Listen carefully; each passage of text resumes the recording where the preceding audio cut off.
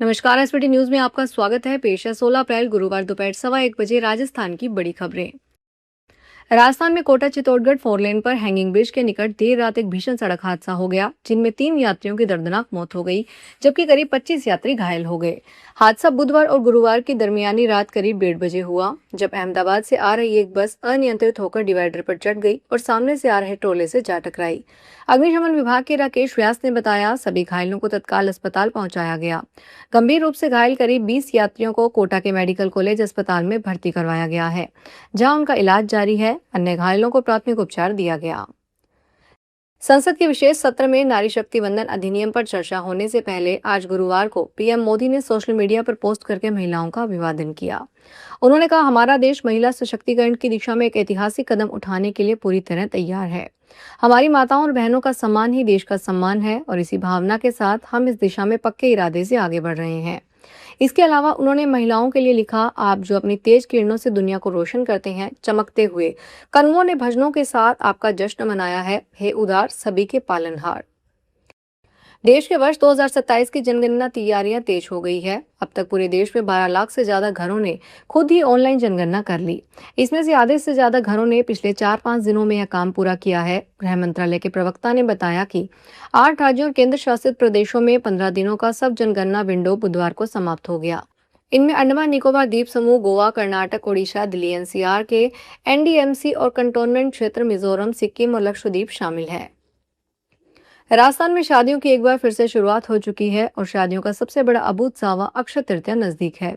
ऐसे में आज भी सोने और चांदी के भावों में बढ़ोतरी दर्ज की गई है। आज चांदी का रेट 2,75,000 प्रति किलोग्राम पहुंच गया है, जबकि कल यह 2,65,000 था। इस प्रकार मात्र एक दिन में चांदी में 10,000 प्रति किलोग्राम की भारी बढ़ोतरी दर्ज की गई है। 10 ग्राम 22 कैरेट सोने की कीमत आज 1,43,440 पर पहुंच गई, जबकि कल यह 1,42,140 प्रति 10 ग्राम थी। इस प्रकार एक दिन में 1,300 की बढ़ोतरी देखने को मिली है। इसी तरह 10 ग्राम 24 कैरेट सोने का भाव आज 1,50,610 है, जो कल के 1,49,250 की तुलना में 1,360 अधिक है। राजस्थान में चांदी के भाव भी काफी तेजी से बढ़े हैं। जैसलमेर में अक्षय तृतीया और पीपल पूर्णिमा पर होने वाले संभावित बाल विवाहों को रोकने के लिए प्रशासन ने फुल प्रूफ प्लानिंग कर ली है। एडीएम परसाराम ने सख्त निर्देश दिए हैं कि इस बार ग्राउंड लेवल पर तैनात पटवारी से लेकर पुलिस अधिकारियों तक की अकाउंटेबिलिटी तय होगी। यदि कहीं भी नियमों की अनदेखी तो अधिकारियों पर डिसिप्लिन एक्शन लिया जाएगा। प्रशासन ने प्रिंटिंग प्रेस वालों को शादी के कार्ड पर वर वधु की बर्थ डेट छापना अनिवार्य कर दिया। साथ ही लोगों से अपील की है कि बाल विवाह की सूचना तुरंत 1098 पर या पुलिस को दें। राजस्थान के सबसे बड़े औद्योगिक हब भिवाड़ी में मजदूरों का असंतोष गहराता जा रहा है। मदरसन कंपनी में प्रदर्शन खत्म होने के बाद अब गुरुवार सुबह 2 और बड़ी कंपनियां रिलैक्सो इंडिया और निफोन के श्रमिकों ने वेतन वृद्धि की मांग को लेकर आंदोलन छेड़ दिया है। हजारों की संख्या में श्रमिक सड़कों पर उतर आए हैं, जिससे औद्योगिक क्षेत्र में तनावपूर्ण माहौल बना हुआ है। भिवाड़ी के व्यस्त रिलैक्सो चौक पर सुबह से ही श्रमिकों ने काम बंद कर दिया और सड़क पर जाम लगा दिया है। प्रदर्शनकारी श्रमिकों का आरोप है कि उन्हें दी जाने वाली मजदूरी बेहद कम है और काम का बोझ अधिक है। राजस्थान भाजपा का भी नया प्रदेश कार्यालय मानसरोवर में बनेगा। इसी इलाके में कांग्रेस का भी मुख्यालय बन रहा है। संगठन ने आवासन मंडल में जमीन आवंटन के लिए आवेदन किया है। इसके लिए मानसरोवर बीटी रोड पर करीब 6,000 वर्ग मीटर चिन्हित की है। इस जमीन का भू उपयोग फिलहाल कमर्शियल है, जबकि राजनीतिक पार्टी को संस्थानिक भू उपयोग की जमीन आवंटन करने का प्रावधान है। ऐसे में मंडल को पहले कमर्शियल से संस्थानिक में भू उपयोग परिवर्तन करना होगा। इसके बाद पीएससी की बैठक में प्रस्ताव मंजूर कार्यालय के लिए प्रस्तावित जमीन होकर सरकार के पास जाएगा। एडिशनल एसपी ईस्ट आलोक सिंघल की मेहनत रंग लाई। सरेरा युवती से छेड़छाड़ का आरोपी एमपी में दबोचा गया है। एमपी की मुरैना पुलिस ने आरोपी राहुल उर्फ राज गुर्जर को दबोचा है। आज जयपुर पुलिस आरोपी राहुल को जयपुर लाएगी। बदमाश के खिलाफ एमपी में 33 प्रकरण दर्ज है। जयपुर में भी आरोपी के खिलाफ 5 प्रकरण दर्ज है। जयपुर पुलिस की सूचना पर मुरैना में बदमाश राहुल को दबोचा गया। जयपुर पहुंचने पर आज रात बदमाश राहुल की गिरफ्तारी होगी।